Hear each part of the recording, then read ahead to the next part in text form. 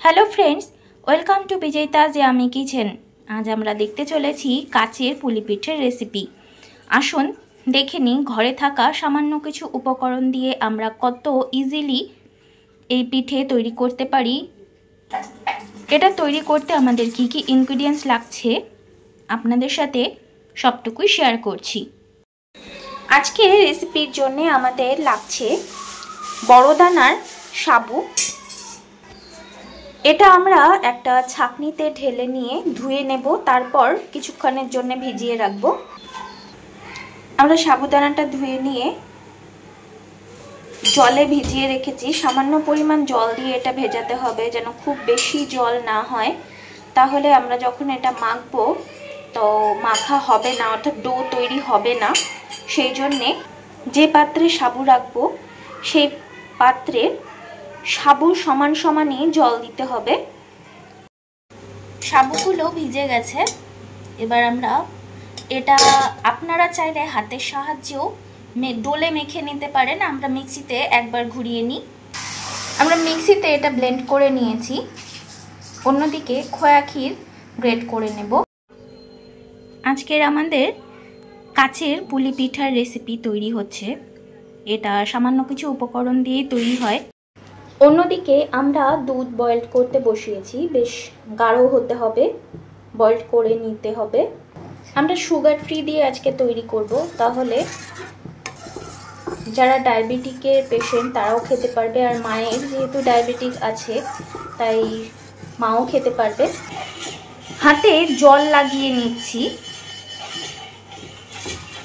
সাবুর এই মিশ্রণের থেকে হাতের ওপরে নিয়ে লুচির মতো ছোট ছোট করে নেব। এভাবে তৈরি করে নিতে হবে। ওই সাবুর যে ডো তৈরি করেছি অর্থাৎ মিশ্রণ, তার মধ্যে থেকে বেশ অনেকটা পরিমাণ, আপনারা পুলি যতটা বড় বানাতে পারবেন সেই আন্দাজ মতো নিয়ে নেবেন। তারপর ভেতরে আমি খোয়া ক্ষীর যে গ্রেট করে রেখেছিলাম ওটাও দিয়ে দিলাম। এবার পুলির মুখ যেভাবে বন্ধ করে সেইভাবে ঠিক পুলির মতোই মুখটা বন্ধ করে নেব। আমরা দেখালাম যে কি করে পুলির মতো বানাতে হবে। তারপর দুধটা যে বয়েল করতে বসিয়েছিলাম সেটা ঘন হয়ে যাওয়ার পর আমরা পুলিগুলো ছেড়ে দিয়েছি। দেখুন অনেকটা সেদ্ধ হয়েই গেছে। আমরা আজকে এটা দিয়ে পুলি তৈরি করলাম। আপনারা চাইলে বলও তৈরি করতে পারেন, আর এটা ঠান্ডা ঠান্ডা খেতে বেশি ভালো লাগে। এটা দেখতেও যেমন সুন্দর, খেতেও তত বেশি সুস্বাদু হয়। ডেজার্ট হিসেবে এটা অনবদ্য একটি খাবার। হ্যাঁ, তৈরি করতে অবশ্য একটু ঝামেলা হয়, কারণ যেহেতু সাবু ভীষণই আঠালো একটি জিনিস, সেই জন্যে।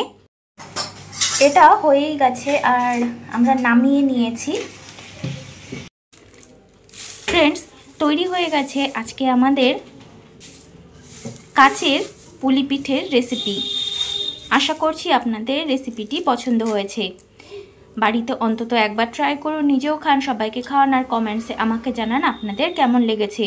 যদি রেসিপিটি ভালো লাগে তাহলে প্লিজ লাইক, কমেন্ট, শেয়ার আর সাবস্ক্রাইব করতে ভুলবেন না। পাশে থাকা বেল আইকনটিকে প্রেস করে দেবেন যাতে নতুন কোনো ভিডিও এলে আপনার নোটিফিকেশন আগেই পেতে পারেন। আজকের মতো এতটুকুই। দেখা হবে এই চ্যানেলে অন্য কোনো রেসিপি নিয়ে। আজকের মতো গুড বাই।